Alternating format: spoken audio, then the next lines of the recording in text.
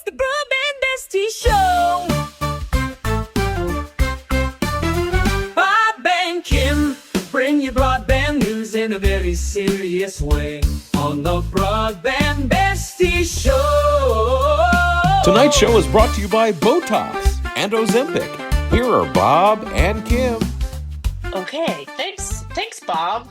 I don't think this Ozempic's really working really that well on my face. I might have to try some more or something different.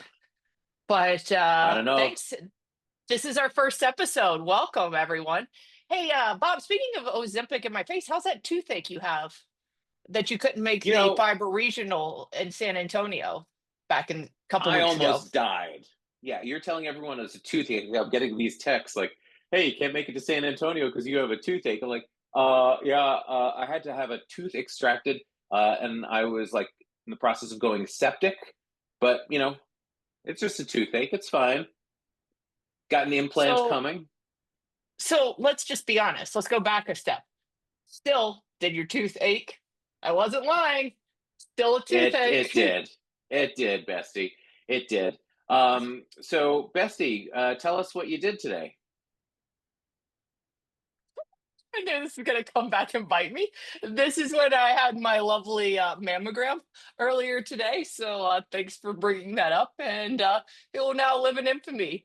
That is all I can say is I think that we might be revolutionizing broadband here in this space, but we probably need to look at revolutionizing the lovely robes that come from the hospital. But that's another Yep. discussion for another day. Let's get into some And let's broadband. talk about broadband. It was a big day in the news.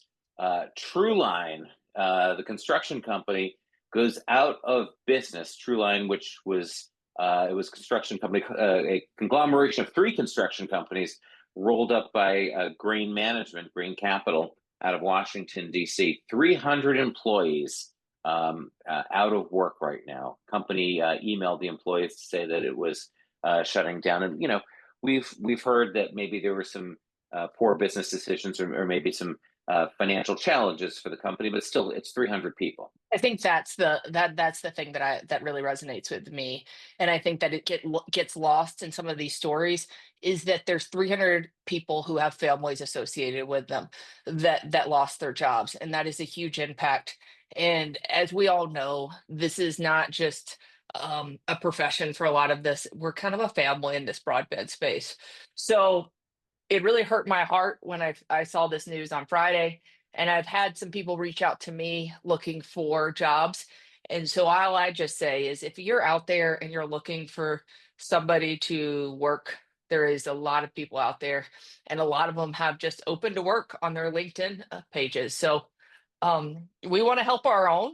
So let's do that. And let's get back to work because we have a lot of work to be done. So we have that going on. And but what we did that happened last week. But what else happened last week, Bessie? It's our Metro Connect recap. Bum, bum, bum, bum, bum. So Okay. Metro Connect, once again, Fort Lauderdale, Florida, they had about 3,000 people there this year, most of whom were in finance wearing blue jackets or Patagonia vests. And they were there in force, ready. And a lot of deals getting done at Metro Connect this year, Bestie. Okay. I love Metro Connect. It's beautiful Fort Lauderdale. Some rain, some cold weather, which I wasn't expecting. But first of all, there were a lot of blue suits, but not as many as last year. That from what I saw, we had a lot of color that came in. We had John Sullivan, who was rocking a purple blazer. We had Purple, that's Jade, right. the infamous Jade, who was wearing her 4-inch heels that are all in color. I think they had flowers on them this year. So we are seeing some spice. I saw Ashley Polig from Gaia wearing a dress with nice flowers on it. So we did have some color there. But what else did we learn besides the fashion choices at Metro? Well, so interestingly, Do you need some there water? Do you need some water? here. So interestingly, new models of finance. Yes, there was a lot of private equity that was there, and a lot of the folks in private equity. It's interesting when you look at private equity. There are sort of two camps. There's the very very experienced camp that they know telecom, they know fiber, they know the space really really well. They're making some good decisions. They're investing in customer experience. And then there's some newcomers to the table who are there to learn and to grow, and kind of exciting. But there's also some new models emerging, and this is the year of the debt finance. I think we heard a number of banks who were there, and they're talking about, hey, you can own your network and you can finance it from us, right? Just like a car loan or a mortgage, on your house, right? But you don't have to give up, your equity shares, your equity position when you handle debt financing. So I think you're going to start seeing that model start to appear, probably on the smaller builds, but then it might grow further. What else are you hearing, Bestie? But I don't know, like, I'm going to continue on that. I think that you do see some of the banks, but I do think you're seeing creative models that come with some financing and some other options from a lot of the players, which can include, my new field, which is construction. There, I see that on that side. I do see some like some very creative things and creative thinking that comes out of Metro. And it's thinking outside of the box of how do we get this accomplished. And what I love about Metro is it's very mission oriented of how do we connect America in a way that I don't think is really brought to any other conferences. But also, when you say these financing models, I want to kind of like tie this back a little bit to the True Line story. And when we're talking to these finance people and we're talking to others in the industry, it's really important to know that we're seeing this, that a lot of these newcomers came into this space years ago, and they're learning the lessons that we've learned throughout the years, that this is a hard space to live in, and it's not for the faint of heart. And it takes people who are willing to put in, like effort over effort and like hour over hour to really make this happen. In order to be in this industry, even 10 years ago and even today, it takes an effort that is just us unprecedented, I think, than in other industries. Thoughts on that point? It thickens your skin, which is why this show is partially brought to you by the makers of Botox tonight.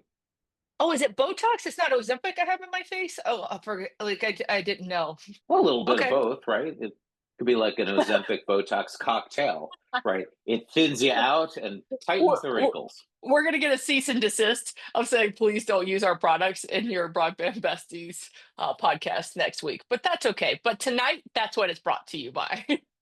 Yes. So one of the things about our show is that it's all the news in 10 minutes or less. So one more story next week, Connected America, Irvine, Texas, aka Dallas. So what are we expecting from that show, Bestie? I think we're expecting that Texas is a hotbed of a lot of activity that we're seeing in this broadband space, a lot of activity of projects happening. And I think you are going, and what I'm seeing from Texas, like, I'm going to say it again, creative modeling. But what you are seeing is a lot of those networks are really focusing on the customer experience, which is something that you really from your time at Harry, that you really specialize in. Yes, I mean, that is what we do. It is about customer experience. Marketing represents the customer monetizes the network. And, oftentimes the customer is thought of last. And if you build your network with customer experience in mind, you retain customers and helps, ward off competition, especially if they can undercut you in terms of price. So I think we are going to see a lot of customer experience stories at Connected America.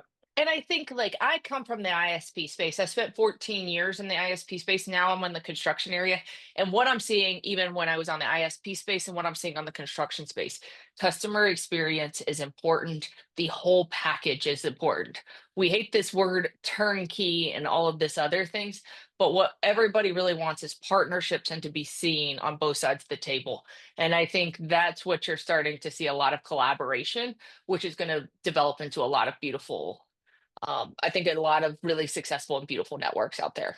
So, Bestie, what is your one tip for first timers coming to Connected America? I didn't take this tip into consideration last week when I walked from my hotel to Metro, so I will give you this tip from a pro like myself to you, is wear some walking shoes. If you were staying at one of the hotels close to the venue, it might be a little bit of a walk, and you don't want to have blisters and then be standing up all day. So either bring a lot of blister pads or bring some walking shoes that you can change in and out of.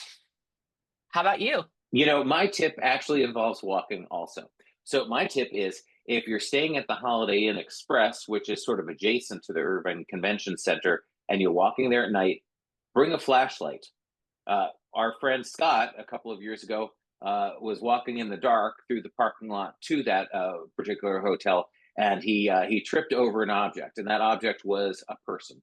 So in the dark. So yes, bring a flashlight.